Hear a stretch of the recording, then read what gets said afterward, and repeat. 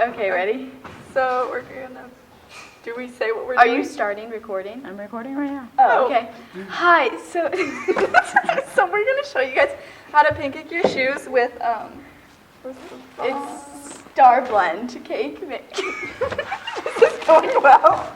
Oh wait, I found it. Okay, we're gonna be showing you how to pancake your point shoes with this kind of It's pancake. Starblend It's cake makeup. 1B Alabaster is the color.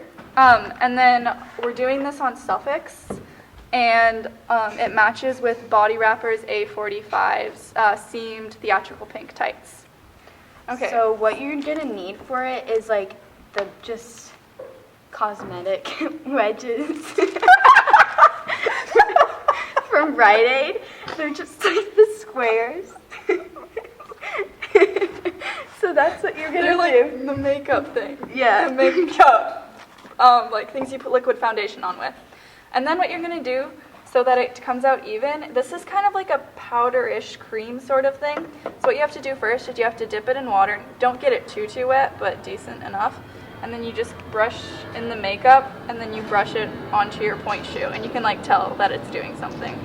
The point of this is to take the shine away and also to match like the tights and stuff.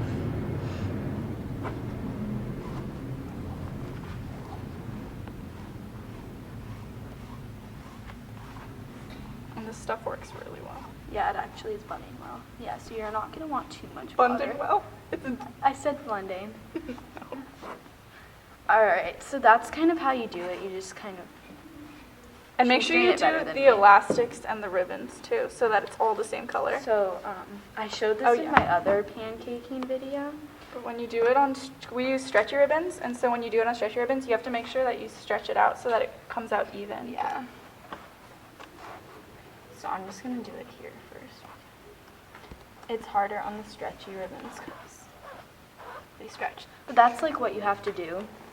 And then same with the elastics. It might not show up as like well as on the elastic. But it's okay, It's yeah. closer than Yeah. what it would be if you didn't do it.